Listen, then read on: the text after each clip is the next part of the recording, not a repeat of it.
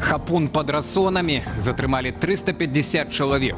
Што вядома пра пагрозы дзецям Ціханаўскай, Мікалай Статкевіч папярэджвае пра адкрыццё беларускага фронту. Я, Олег Залеўскі, вітаю гаспадарства на Белсаце. Цягам бліжэйшай гадзіны самыя важныя і цікавыя падзеі серады. Прашу паставіць лайк гэтаму відэа, калі вам бяспечна, а мы пачынаем.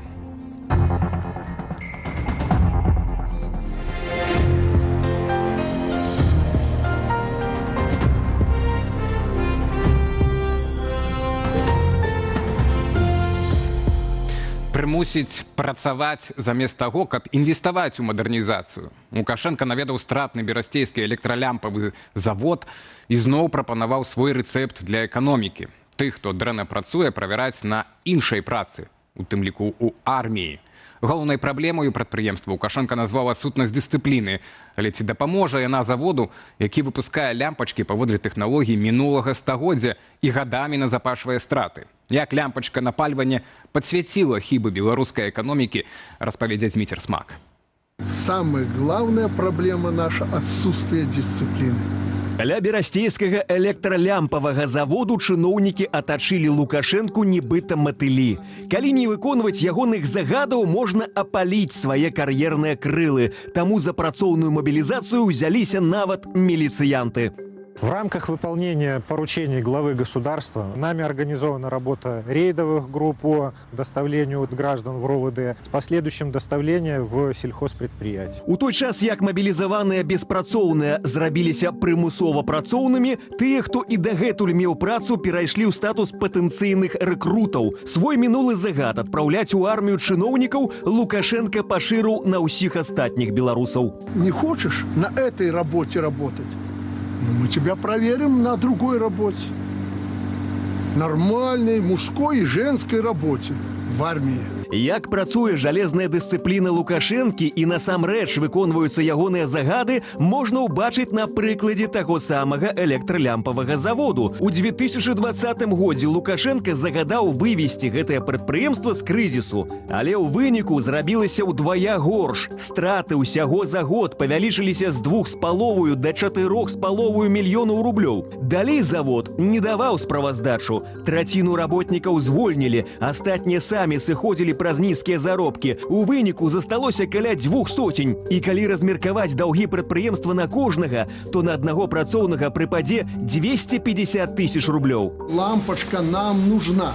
Светодиодная. Святлодыёдная лямпа асвяціла Лукашэнку толькі праз 14 гадоў, як еўразвяз цалкам адмовіўся ад старой лямпачкі напальвання, што спажывае ў разы больш энергіі. Беларусы збольшага купляюць танныя кітайскія энергазберагальныя, а берасцейскі завод працягвае вырабляць прылады з вальфрамавай ніткаю паводле стагадовай тэхналогіі. Патрэбнае партнёрства з тымі, хто можа даць капітал, хто можа даць тэхналогіі. А гэта звычайна заходнія краіны.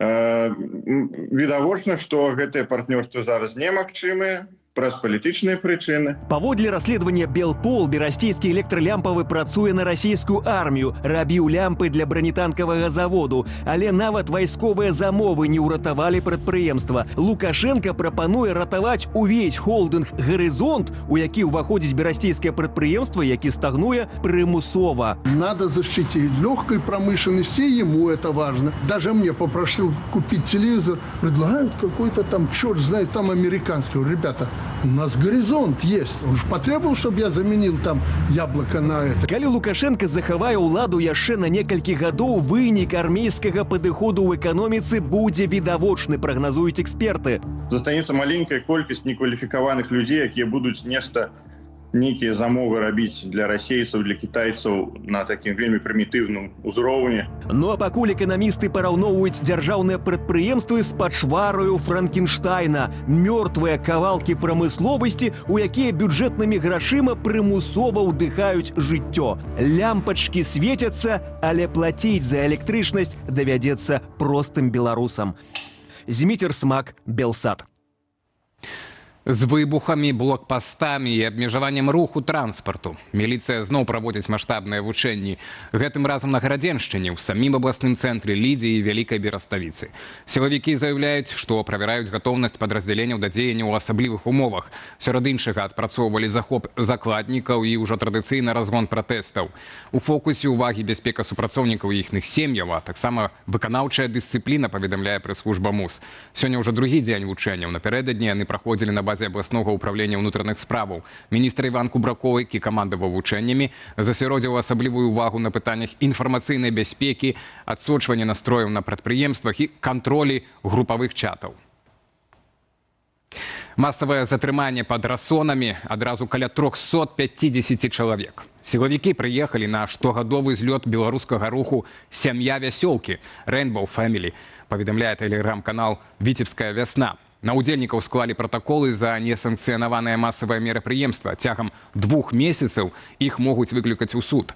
Паводле праваабаронцаў, людзей затрымлівалі цэлымі сем'ямі. Разам з дарослымі ноч у Ічу правялі некалькі дзяцей. Рух «Сям'я вясёлкі» аб'ядноўвае прыхільнікаў ідэі гарманічнага суіснавання з прыродай і пратэсту супраць умоўнасцяў капіталістычнага грамадства. Злёты перыядычна праводзяцца ў маланаселеных месцах. Высветлілася, каго беларуская прапаганда можа мець на ўвазе ў гісторыі пра нібыта падрыхтоўку тэракту ў Польшчы. Тыдзень таму беларускі МЗС афіцыйна папярэдзіў Варшаву пра пагрозу дзецям Святланы Ціханаўскай, але не назваў падазраванага. Цяпер у тэлеграм-канале Рамана Пратасевіча з'явілася імя рагачоўскага актывіста Дзяніса Дашкевіча, які жыве ў Польшчы. Яго абвінавачваюць у тым, што ён нібыта шукаў месца жыхарства Ціханаўскай і ейных дзяцей, ды разглядаў магчымасць замаху. Я сапраўды пісаў праваабаронцам пра свае праблемы, скідываў дакументы, як яны трапілі ў інтэрнэт, як яны трапілі в рукі беларускіх спецслужбаў і чаму зараз гэта ўсё адбываецца, то мне цяжка гэта каментаваць.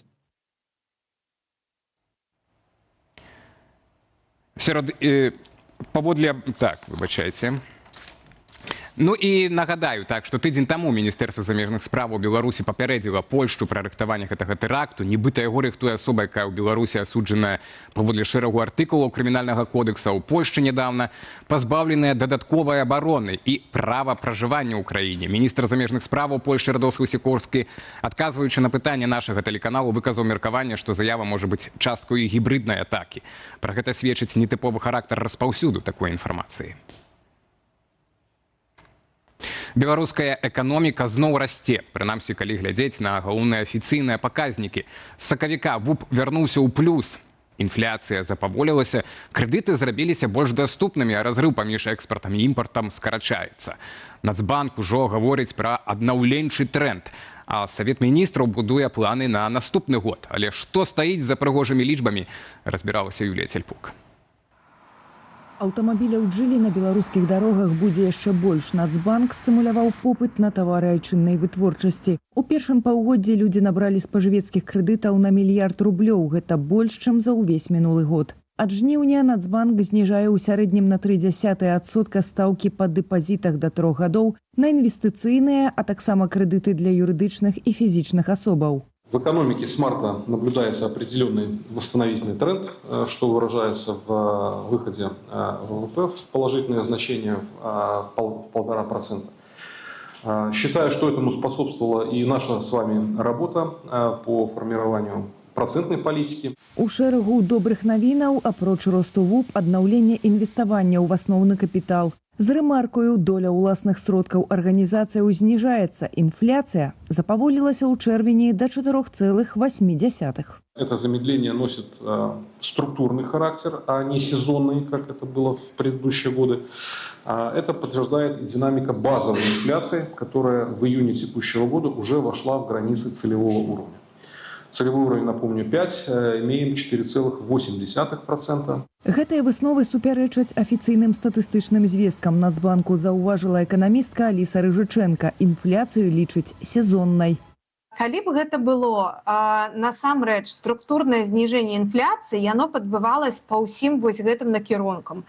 І паслугі таксама зніжались бы, і харчовыя тавары, і нехарчовыя. Але зараз мы бачым вось такі дысбаланс, калі паслугі растуць у коштах, а прадукты і харчовыя тавары і нехарчовыя яны пакуль што зніжаюцца. Таму гэта не структурныя змены. У студзені-чэрвені на 400 мільёнаў долараў зменшылі розніцу паміж імпартам, які дамінуе, і экспартам, які адстае. Што праўда, уручную банкі фінансавалі вытворчасць і дапамагалі арганізацыям абаротнымі сродкамі. Сальда вонкавага гандлю па-ранейшаму трымаецца на продажы паслуг. У гандлі таварамі мінус больш чым 2 мільярды долараў. Эканамістка кажа, што вызначальным будзе другое паўгоддзе. У першым рост давалі энергетыка, падаткі і IT-сфера. А якраз апрацоўчая прамысловасць дае мінус беларускаму ВУПу, хаця з'яўляецца самай вялікай долей у эканоміцы.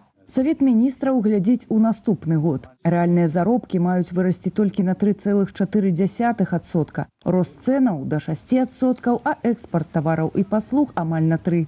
Эканаміст Ярослаў Романчук нагадвае пра умоўнасць гэтых планаў. Калі Расія паваліцца, калі яна пачне праграваць вайну, яна будзе валіцца вельмі хутка. Падзенне расійскай эканомікі будзе на сапраўдным абвалам для беларускай. У 2025 годзе каля 70% беларускага экспарту ішло на расійскі рынак. Юлія Цельпук, Белсат.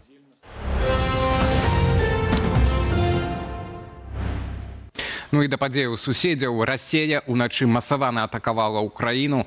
Пад ударамі апынулася амаль уся тэрыторыя краіны. Пацярпелі Кіеў, Харкаў, Крывы Рог, Львоў ды Івана-Франкоўск. Ва ўкраінскай сталіцы ў выніку трапляня ракеты ў 2 раёнах пачаліся пажары. 1 чалавек загінуў, больш за 3 дзясяткі пацярпелі. Цэлую ноч дзясяткі тысяч кіеўлянаў хаваліся ў метро. Паводле украінскіх уладаў агулам расейцы запусцілі па ўкраіне амаль 300 дронаў і 70 ракетаў. У Крывым Розе ў выніку наўпроставага трапляня іскандэра ў жылы дом загінулі 6 чальцоў адной сям'і.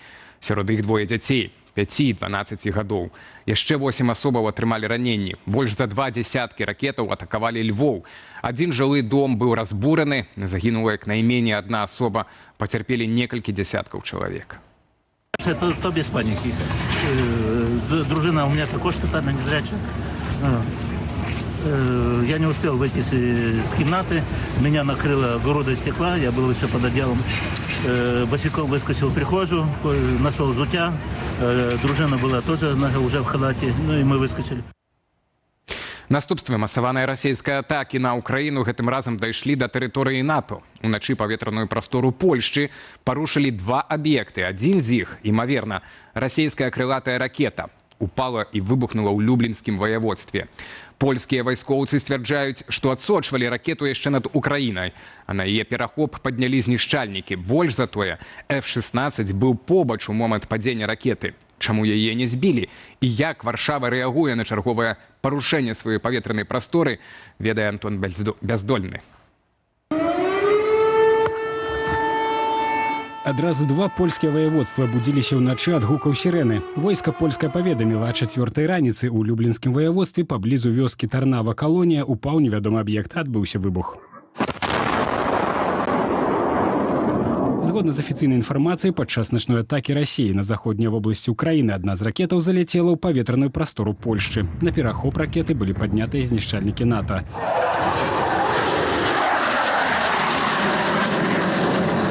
Вайскова-паветраныя сілы Польшчы заяўляюць, што адсочвалі ракету яшчэ з тэрыторыі Украіны і загадзя паднялі ў неба самалёты ды прывялі ў гатовасць наземнае СПА. Наш myśliwiec F-16 і pilot tego myśliwca.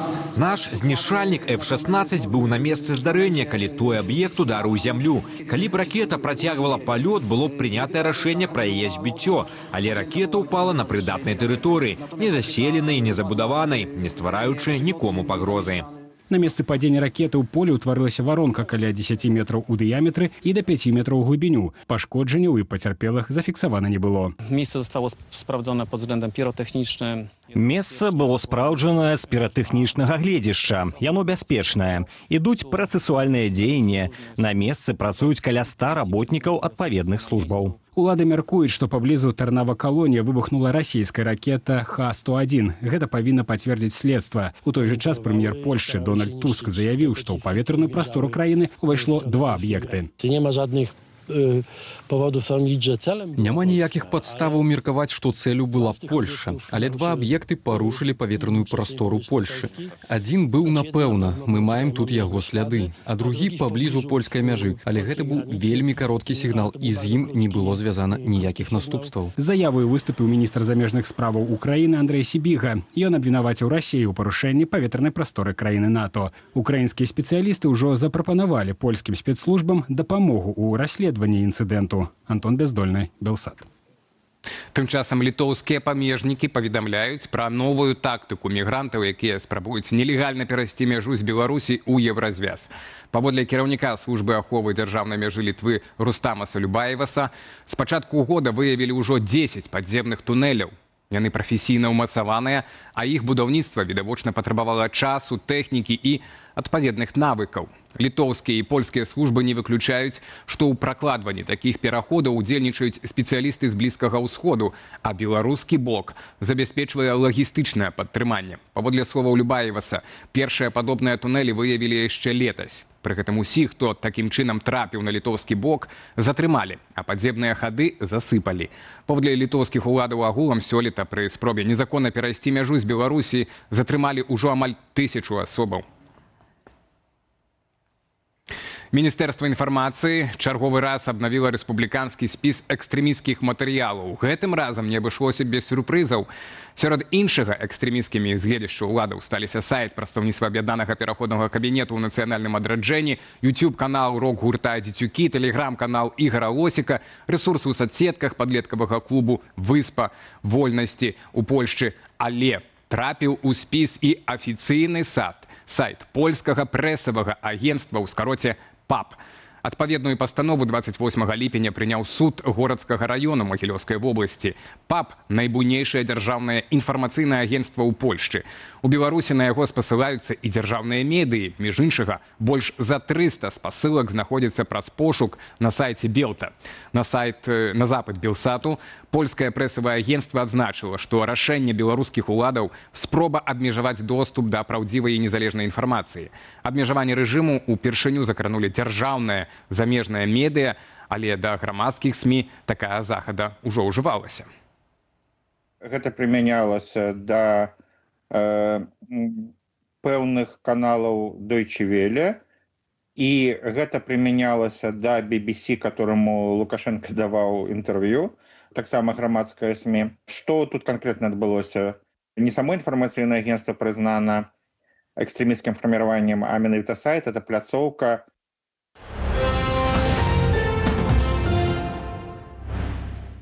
Тым часам у Менску, у беларускай сталіцы, знайшлі незвычайны спосаб вярнуць дрэвы на праспект Незалежнасці.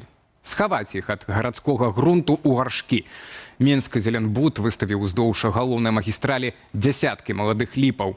Кажуць, у зямлі яны не вытрымліваюць рэагентаў, выкідаў і недахопу месца для каранёў. Блогер новую ідэю хваляць, а вось менчукі ў каментарах пытаюцца, ці доўга самі ліпы пратрымаюцца ў такіх вазонах. Мария Сысол протягнет. Ребята из Минск-Зеленстроя нашли вот такое крутое решение. Проспект преображается с каждой новой липой. На проспекте Незалежности поставили десятки, докладную колькость пакуль не называют, молодых липаў у горшках. Прычына паводле Зеленбуду ў тым, што ў грунце дрэвы не выжывалі. Праз недахоп прасторы для каранёў, рэагенты и выкиды транспорту. Блогер Максим Пушкин активно радуется зменам. Через пару лет деревья станут еще больше, и наш любимый проспект Независимости станет максимально зеленый. А гараджане ў гэтым зусім не ўпэўненыя. На один пазітыўны каментар у соцсетках з пару дзясяткаў крытычных. Што тут прыгожага? І колькі пражыве дрэва ў такім гаршку? Замест таго, каб развязаць праблемы з соллю экалогіяй, яны робяць такія мыліцы. Квадратны гаршчок на 8-граннай пляцоўцы аб прапорцыях нават не думалі. І наколькі ліпа можа вырасці ў гэтым маленькім кубіку? Гэта бансай? І як часта яе трэба будзе паліваць? Зямля ў гаршку ж хутчэй высыхае, а ўзімку яе трэба будзе кудысьці вывозіць, бо гэты кубік жа прамерзне. Людзі заўважаюць, што такія малыя дрэвы не дадуць ценю і не палепшаць якасці паветра, а шмат хто вінаваціць улады ў неэфектыўным выкарыстанні гарадскога бюджэту. Замяніць грунт і нармальна пасадзіць дрэвы. Не. Распілаваць бюджэт? Так. Выхлапныя газы адразу зніклі? Вазоны не будуць напальвацца на сонцы. Куды будзе расці каранёвая сістэма? І зноў з кішэні людзей хтосьці перакладае грошай у сваю кішэню. Гэты бансай ніколі не станецца лёгкім гораду, а яго пастаянна давядзецца абнаўляць. Выдатная кармушка. Ліпа ва ўсіх сэнсах. А пакуль мінчукі настальгуюць па зелянейшай сталіцы на старых кадрах, дрэвы масава знікаюць і ў іншых гарадах. Гэтак у Гомлі на вуліцы Камсамольскай парадзелі шэрагі каштанаў. Улады кажуць, дрэвы аварыйныя і заменяць іх, цытата, маладымі насаджэннямі. Марыя Сысоў, Белсат. Беларускі «Мустанг» у маскоўскім метро.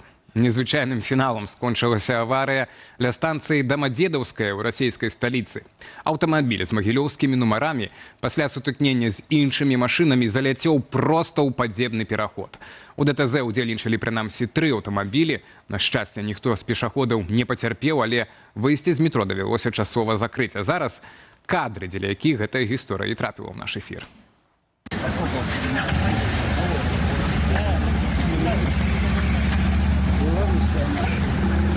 Припарковался, как говорится.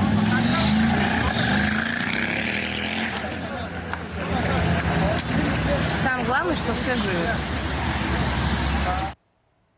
І ўжо трошкі пра надвор'е на заўтра. Аранжавы ўзровень небяспекі ў сувязі са спёкай на заўтра абвесцілі сіноптыкі. У многіх раёнах Беларусі тэмпература сягне 30-35 градусаў, а на Берасцейшчыне і Гомельшчыне нават плюс 37. Ці не засушыць гэтая спёка і грыбны сезон? Але пра гэта ўжо ў наступных нашых навінавых выпусках. Шукайце нас таксама ў сацыяльных сетках і на старонцы Белсат.ТУ.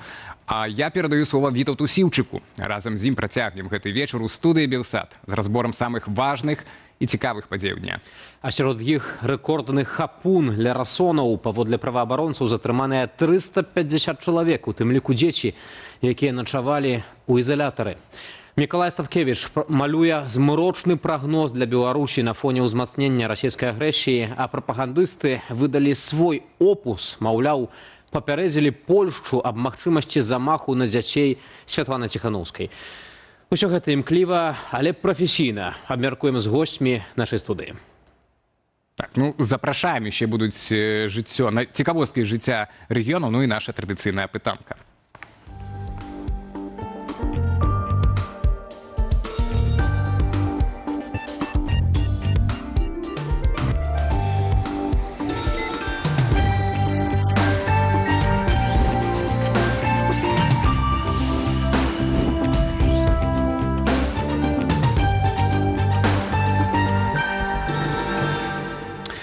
Студыя Белсат, Олег Залеўскі і Вітаў Сіўчык. Мы распачынаем наше публіцыстычна-інфармацыйнае выданне. Як заўсёды, на самы пачатак скіроўваем пытанне да вас. У нашай YouTube-трансляцыі вы можаце ананімна прагаласаваць. І сёння мы ў вас пытаемся... Пасля двух публікацый Мікалая Статкевіча, чарговай датычна вайсковых перспектываў нашага рэгіёна і перадусім Беларусі, дзе ён дапускае сцэнар, якім чынам пры мабілізацыі войска ў Расіі будзе і адкрыты так званы беларускі фронт. І так трошкі прыадкрываючы, хто не чытаў гэтай публікацыі, нібыта Пуцін выкарыстае нашу тэрыторыю, як і ў 22-м годзе для атакі на Кіеў чарговай, ці, прынамсі, адцягнуць вайсковыя сілы з украінска-расійскага фронта на беларускую паўночны бок. І, уласна, гэтым разам мы пытаемся у вас, наколькі вы дапускаеце такую магчымасць. Тут нават хутчэй не саму дапушчэнне магчымасці, а ці дапусціць гэта Лукашенка, і ці у яго будуць пра гэта пытацца. Ананімная, а таму бяспечная, нагадваю, таму галасуйце. А нашыя спікеры толькі пашыраць гэтую інфармацыю і дадуць вам больш глебы для роздумаў. Вядома, што ў Расіі свае працэсы, і паводле Мікалая Статкевіча там рыхтуюцца да новай мабілізацыі пасля выбарчай парламенцкай кампаніі ў верасні. Гэта лічыць палітык, былы палітвязень. І аналагічныя думкі, дарэчы, прытрымліваюцца і ўкраінскія ваенныя аналітыкі. Маўляў, Расія можа мабілізаваць ад 500 000 да 1 000 000 новых салдатаў, якія ўжо ў лістападзе пачнуць накіроўвацца на фронт. Паводле Мікалая Статкевіча, частка з іх можа апынуцца ў нашай краіне. Мікола Статкевіч заўважае, што Масква зноўку паспрабуе атакаваць Украіну з поўначы, то бок з тэрыторыі Беларусі. Паводле палітыка, так званы беларускі фронт неабходны Крамлю для адцягвання ўкраінскіх сілаў з галоўных напрамкаў. Гэтая версія грунтуецца на інфармацыі украінскага боку, што Беларусь вядзе каля мяжы з Украінай інтэнсіўнае будаўніцтва вайсковай інфраструктуры. Наземнага наступу не будзе, а толькі паветраны, пры дапамозе ракетаў і дронаў. Статкевіч прадракае і адпаведныя ўдары ўкраінскага боку па беларускай тэрыторыі. Под ударами апынуцца нашы дарогі, масты, гарады, ваенныя і нафтахімічныя прадпрыемствы. Асабліва ў паласе дасяжнасці найбольш дзейсных зараз украінскіх дронаў сярэдняй дальнасці Хорнет са штучным інтэлектам 150 кіламетраў ад украінскай мяжы. У гэтай паласе знаходзяцца Гомель, Берасце, Мазыр, Пінск і іншыя гарады і мястэчкі. На думку палітыка, вывесці расійскія войскі з нашай тэрыторыі будзе надзвычай складана. Маўляў, атрымаўшы паразу ва ўкраіне, Расія можа ў якасці суцяшэння забраць сабе Беларусь. Тым часам у ноч на 30 ліпеня Расія нанесла па ўкраіне масаваны камбінаваны ўдар. Асаблівасцю сённяшняй атакі было адначасовае выкарыстанне сродкаў паветранага нападу розных тыпаў на розных кірунках, прымяненне вялікай колькасці балістыкі і крылатых ракетаў. Украінская СПА адбіла 320 з 358 удараў. Адна з расійскіх ракетаў трапіла ў жылы дом у паселішчы Радушнае ў Днепрапетроўскай вобласці. У выніку удару загінулі 6 чалавек са шматдзетнай сям'і Воранавых, у тым ліку 4 дзяцей. У Львове пасля начной атакі пацярпелі 30 чалавек, у Киеве пацярпелі 2 і 1 асоба загінула.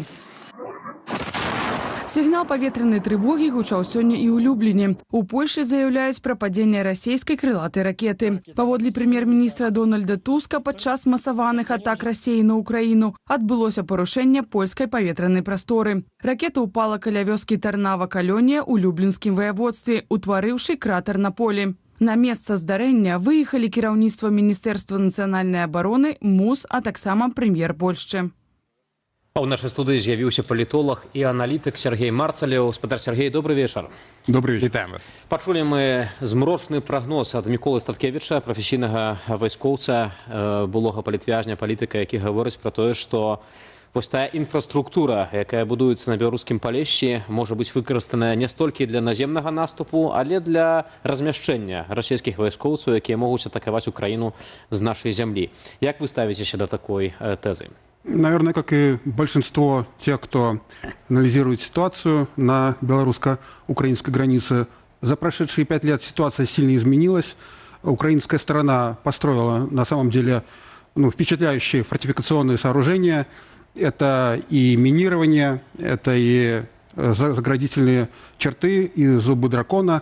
То есть украинская сторона сделала все возможное, чтобы подобный блицкриг, на который рассчитывала Россия в 2022 году, он просто не повторился. Чтобы наземный наступ не повторился, але калі мы кажем про паветраны абстрэл, калі яны там поставить свае нейкія, так само пускавыя установки на мяжы з Украиной. Дело в том, что эту игру можно вести с двух сторон.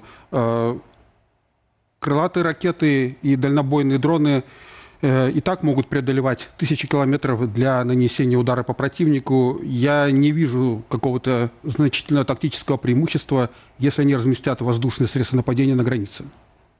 А як вы мяркуеце, навошта тады гэтая ўся інфраструктура будуецца на нашым палешчы? Хрэнін заяўляў, што, маўляў, гэта выключна нейкія цывільныя аб'екты, там дарогі, ведаеце, мадэрнізацыя, ўсё паводле пляну, але украінскія аналітыкі кажуць, што гэта можа мець двойное прызначэнне. Согласен. На самом деле цели могут быть как наступательные, но они могут быть и оборонительными.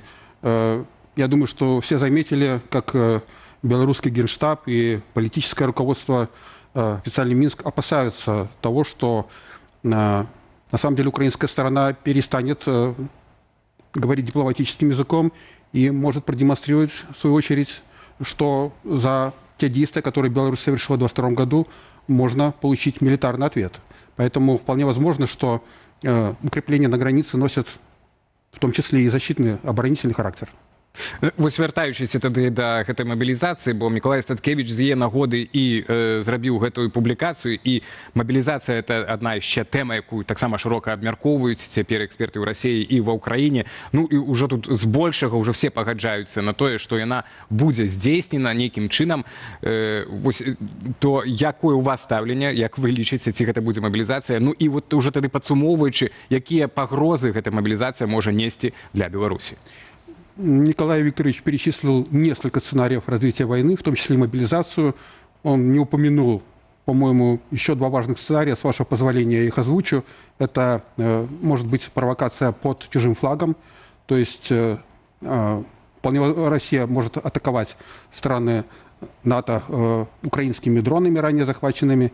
И военные действия могут быть перенесены на государства Североатлантического альянса для, скажем так, расширения фронта и внесения противоречий внутри самого НАТО. А что касается мобилизации, российскому обществу, скорее всего, это скормят как ротацию войск, а не как мобилизацию. Это очень непопулярная мера. И Кремль очень боится социального взрыва. Поэтому ее отодвинули на осень, на после выборов в Госдуму, чтобы ничто не помешало победе той же «Единой России». Негледзячы на тое, што і там таксама ж мы ведаем, што выборы кантралююцца тымі, хто іх праводзіць. Разумеется, но тем не менее они этого очень опасаются, поэтому отодвинули на период после так называемых парламентских выборов. Спадар Мікалай таксама вось у сваім допісе робіць такую гістарычную паралель адносна знаходжання масавага расійскіх вайскоўцаў на тэрыторыі Беларусі. Далёка ў гісторыю таксама спадар Мікалай пайшоў у 17 стагоддзя, калі была вось гэтая так званая невядомая вайна Масквы з вялікім княствам літоўскім, у выніку якой палова беларусаў загінула.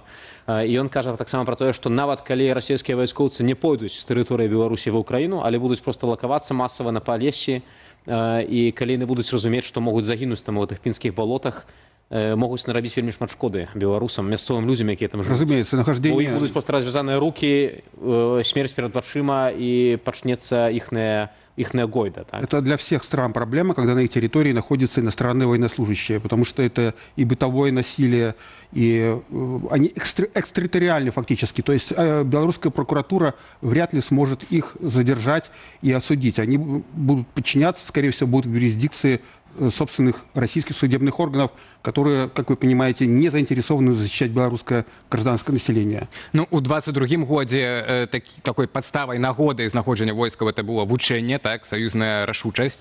Саюзная решимость, так, наверное. Калі не памыляюся. Ну і агулам вось гэтай размовы, што чарговыя размовы, чарговы віток размовы, што Беларусь можа быць задзейнічана у там новым наступе Расіі на Украіну ці правакацыях супраць Еўропы. Вось наколькі яно в прынцыпе актуальнае на дадзены момант, калі мы бачым і апошнія там пару месяцаў прынамсі, як афіцыйны Менск хоча дыстанцыянавацца ад гэтай вайны. Прынамсі была зроблена гэтая заява гучная в Аль-Арабі, так медыа 2 месяцы таму пра тое, што гэтую вайну трэба скончыць, па сутнасці там разабрацца, так, пахаваць там жаўнераў.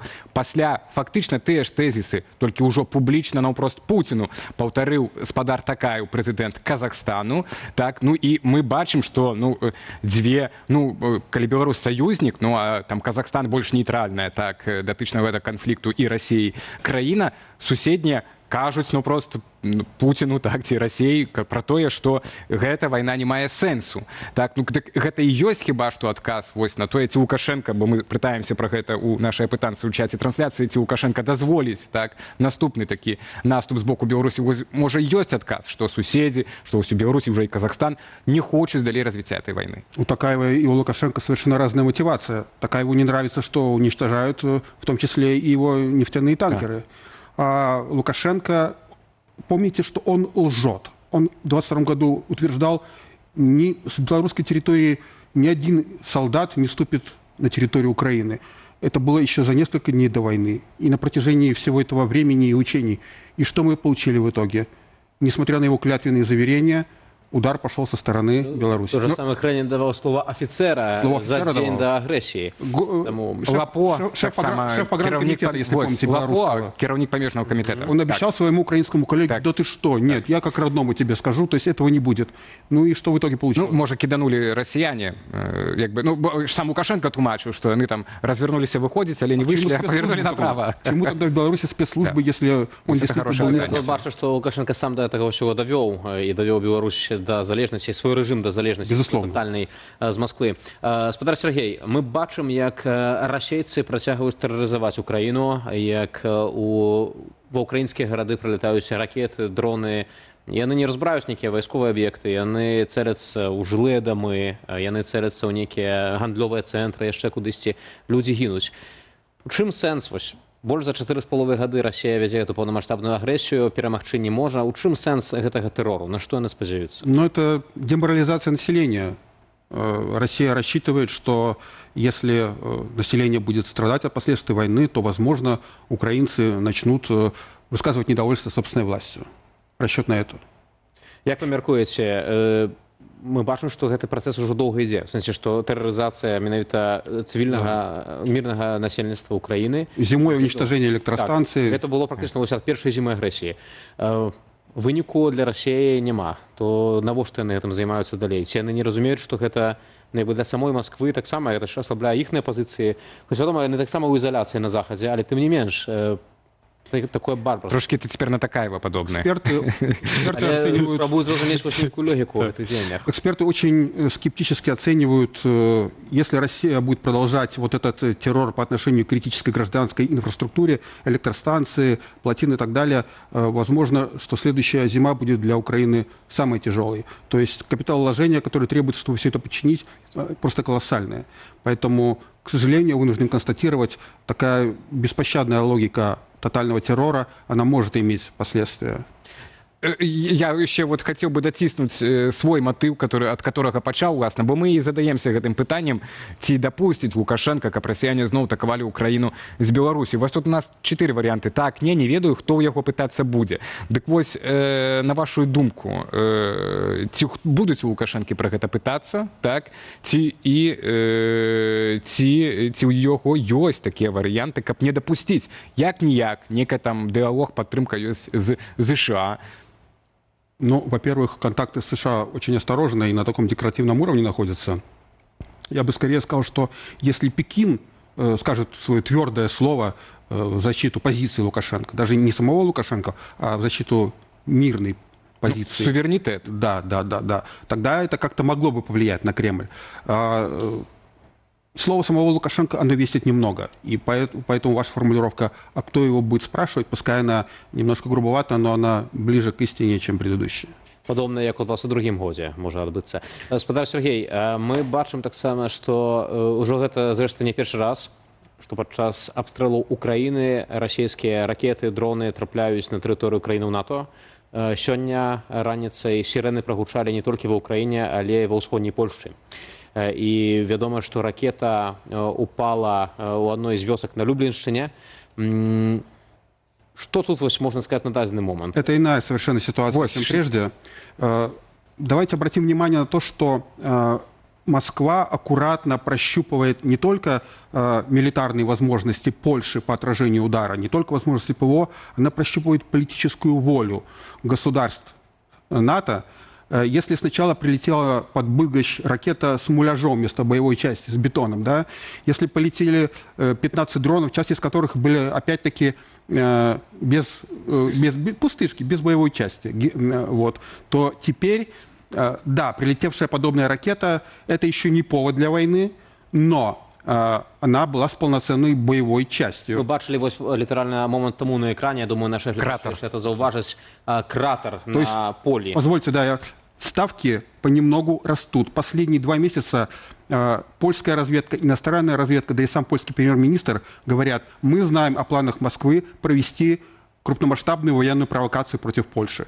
И тут можно, конечно, Кремль озвучивает разные варианты через своих пропагандистов. Они могут ударить по аэропорту в Жешове, Ясёнке военному, они могут ударить по электростанции в Белхатове. Вот. Но пока они прощупывают почву. И обратите внимание, что ракета Х-101 – это хирургически точный инструмент. У него отклонение 10-20 метров максимум, а тут ракета пролетела 90 километров после пересечения границы. Это не случайно. Средствами РЭП этого добиться нельзя, у нее инерциальная система наведения. Сергей, у такім разе, што гэта значыць калі мы ацэньваем, якая была рэакцыя Варшавы на гэтую падзею, і як гэта бачаць у Маскве? Провокация удалась? Можно далее повышать ставки? Во-первых, я бы не сказал, что провокация удалась. Польская сторона реагирует спокойно. То есть говорится о том, что следственные органы, прокуратура, разумеется, этот инцидент расследуют. Но я надеюсь, будет политическая реакция на уровне статьи 4 договора Североатлантического альянса. Совершенно верно, 4, да. То бок консультации НАТО, як вынік? Должна быть коллективная реакция альянса на это, политическая реакция, я имею в виду в данном случае. Ну вось у Румыніі ж я не было, калі дрон таксама некалькі тыдняў таму бадай, што трапіў у адзін з жылых дамоў. Ну і тады ўжо стала так трошкі зразумела, што вось гэтыя бліжэйшыя суседзі не гатовы так адразу хутка і рэзка рэагаваць. Можа, ў гэта дадзеным выпадку і добра. Румыния, во-первых, в военном отношении намного слабее Польши. Может быть, она не захотела, чтобы это дело шло дальше. То есть, грубо говоря, может быть, румынское руководство сознательно его замяло из каких-то своих собственных конъюнктурных политических соображений. Я, честно говоря, не знаю. Вот. Надеюсь, что Польша будет в этом случае более последовательна. Потому что о том, что ставки растут, это вижу не только я и не только вы. Тут ще такий цікавий момент. Напередодні прем'єр-міністр Польщі Дональд Туск зустрічався акурат у Любліні з президентом України Володимиром Зеленским. Ці гэта супадзенне, што акурат у тым самым воеводстве ракета упала пасля такой сустрэчы? Если бы я был на месте тех, кто пустил эту ракету, меня бы больше волновала иная мотивация. Во-первых, сделать вид, что ракета достигла поставленной цели, то есть какой-то условной точки. Она действительно, то есть ее не сбила система ПВО, она упала туда, куда ее направили. Вот. И чтобы это было близко к большим городам. Крупный областной центр Люблин 50 километров от места падения ракеты. То есть был ли это намек Зеленскому и Туску?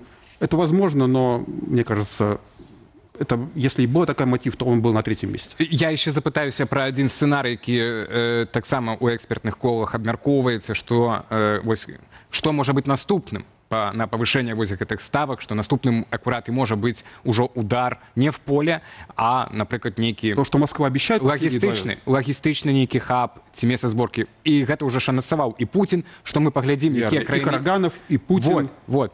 Уже есть подкладка идеологичная, так и информационная под это. Наколькі вы допускаете такой вариант, и вот что тогда будет, как будут подеи развиваться? Аэродром военный в Десенках под Жешевом – это действительно очень мощный логистический узел, который позволяет снабжать Украину оружием от союзников. Поэтому, действительно, к сожалению, Москва может попробовать нанести по нему удар и заявить, что это законная военная цель. То есть обоснование они попробуют придумать именно такое. И что далее? Но, с моей точки зрения, это уже повод к войне. То есть, как решит военно-политическое руководство Польши и Альянса, мне предугадать трудно, потому что на это Москва и рассчитывает, что это внесет противоречия. Другие страны, которые не подверглись нападению, будут против этой эскалации. В свою очередь, разумеется, Польша будет настаивать на достойном ответе. А Кремль будет стоять в стороне и улыбаться. Мы так бачим, что в самым польским громадстве есть дискуссии и претензии, например, до Ураду теперь, что як эта ракета так далеко залетела у глыб территории Польши, 90 километров, так, от межи, никто ее не сбил, и она себе спокойно упала. Ну, и это не баллистика, это сравнительно легкая цель, это крылатая ракета, дозвуковая, 770 км в час крейсерская скорость, это не так много. Поэтому, что... А чему не сбивали, на вашу думку? Но они подняли F-16. Подняли. Да, и якобы через 6 минут после поднятия машины цель исчезла с радаров, то есть она уже, Спадар Сергей, вось напрыканцы нашай размовы падсумоўваючы, мы бачым, што сапраўды ёсць такая пэўная эскалацыя, магчыма, нават вось нашыя суайчыннікі ўнутры краіны і не так это адчуваюць. Людзі стараюцца там інфармацыйны пузырь. Не чытаць навіну, так само стараюцца людзі. Увогуле, многія нават не ведаюць, што адбываецца. На вашу думку, падсумоўваючы, ці ёсць вось такая сапраўды большая рызыка ўцягвання Беларусі ў вайну на фоне астатніх падзеяў апошніх? Эта опасность сохраняется последние 4 года. Дай бог, чтобы это не вышло за рамки мрачных прогнозов. Но в 2026 году опасность приблизительно так же высока, как и в 2022. То есть действительно градус эскалации в 2026 году он вырос по сравнению с тем, что ему предшествовало. На гэтым ставім кропку. Гаспадар Сергей, дзякуй. Завіталі ў студыю Белсат. Палітолог Сергей Марцалёў быў госцем нашага эфіру.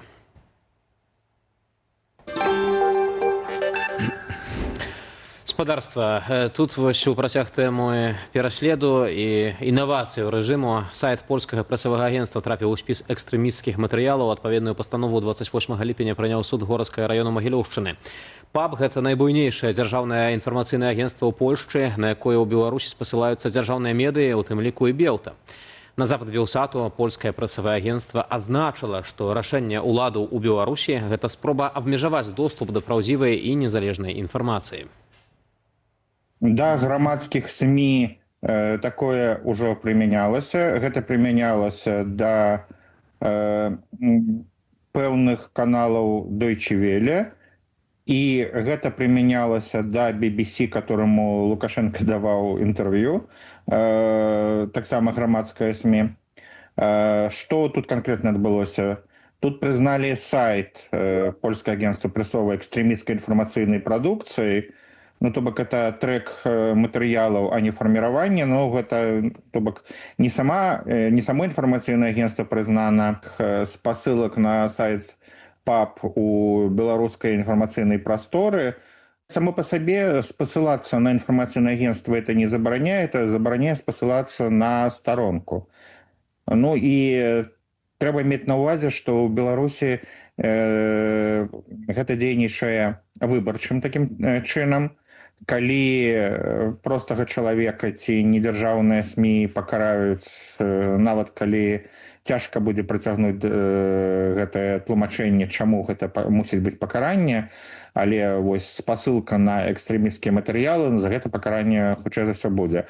А вось калі дзяржаўныя СМІ спасылаюцца, то мы бачылі і на тэлебачанні, і в прапагандысцкіх матэрыялах розных вядомых асобаў спасылкі, яны робяць скріншоты, яны паказваюць відэа з нейкіх матэрыялаў.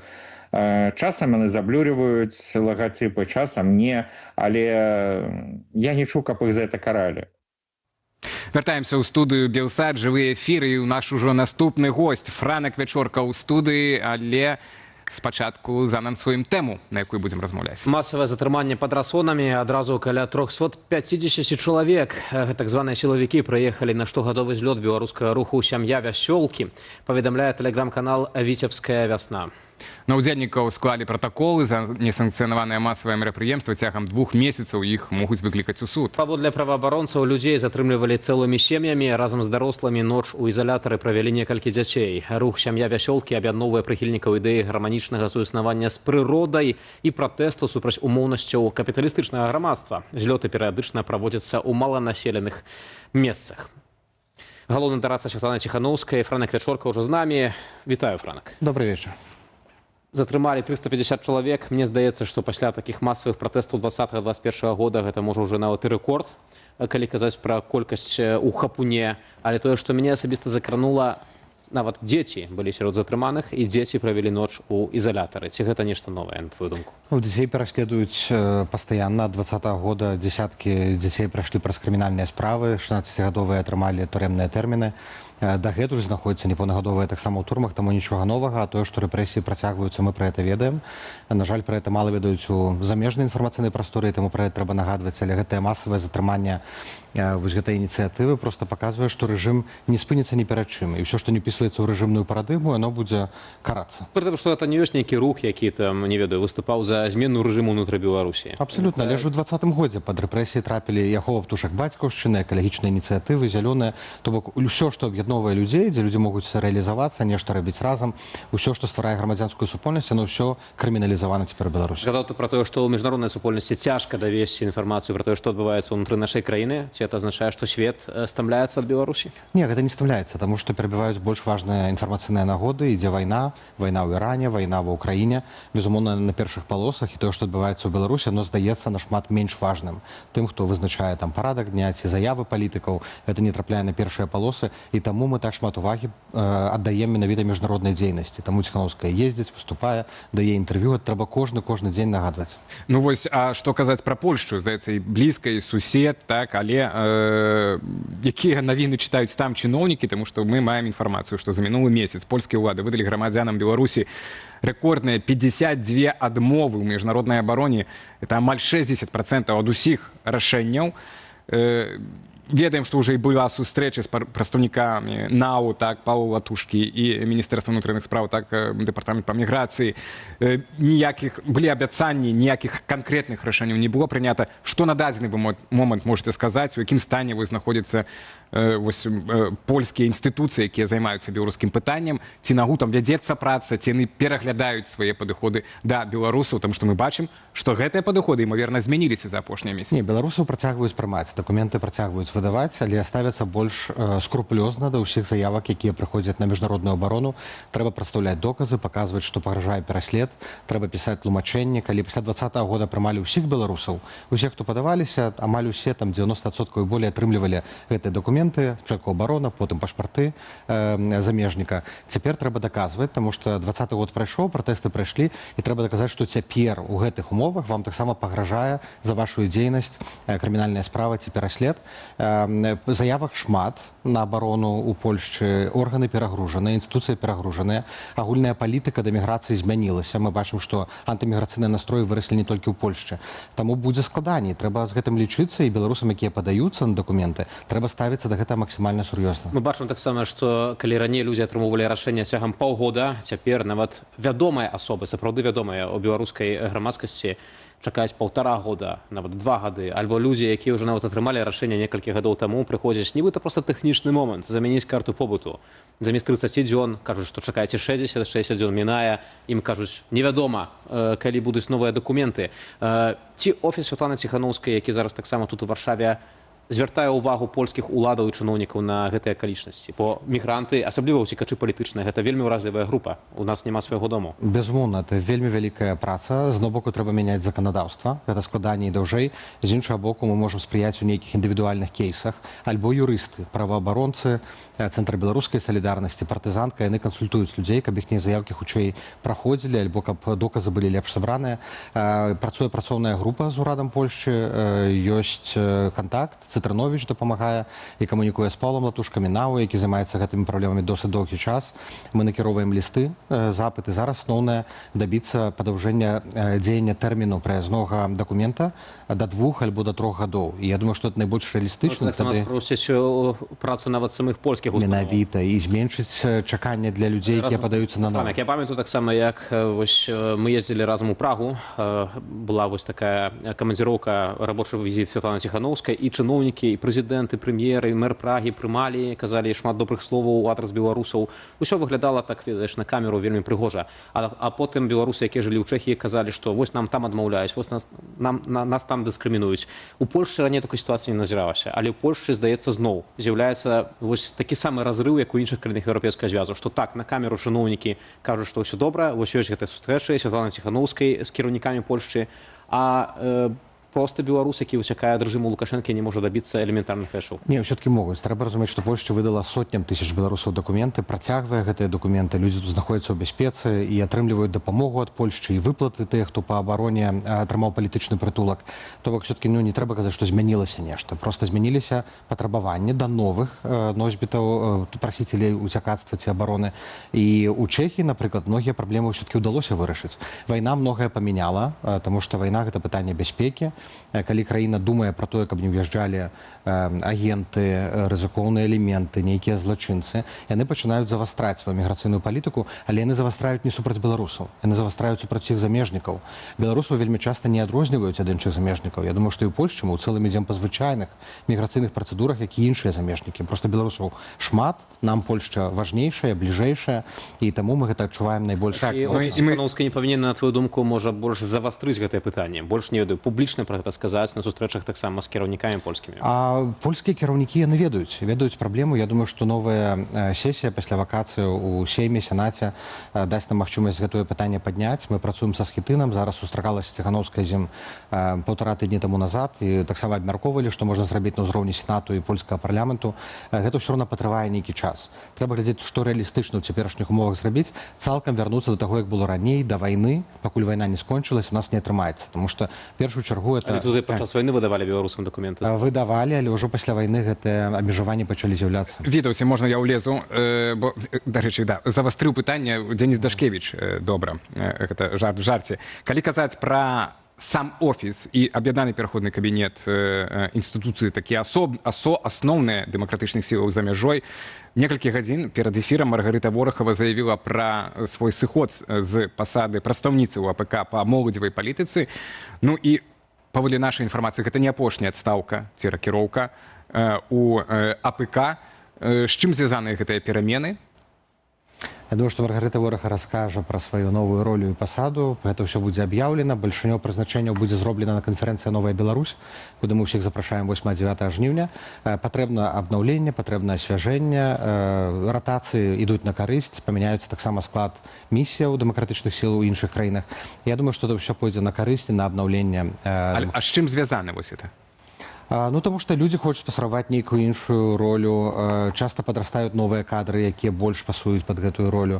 Некаторыя змены звязаныя з тым, што патрэбнае большае прадстаўніцтва. Вот, напрыклад, Украіну, якая становіцца зараз прыярытэтам для нас, прыярытэтным напрамкам, Украіну мы будзем узмацняць новымі людзьмі, безумоўна. Франак, напрыканцы нашай размовы, калі мы паспелі закрануць яшчэ на пытанне, вядома, што рагачоўскага актывіста, які жыве ў Польшчы, прапагандысты, у прыватнасці Пратасевіча, вінаваціў у замаху на дзяцей Ціханаўскіх, маўляў, гэта вось Дашкевіч пісаў пра гэта і нават шукаў іх на месца жыхарства. І аказваецца, што менавіта вось лукашэнкаўскі бок гэта меў на ўвазе, калі тыдзень таму папярэджваў афіцыйна Варшаву пра пагрозу тэракту. У нас ёсць каментар самога актывіста Дашкевіча, давайте паслухаем.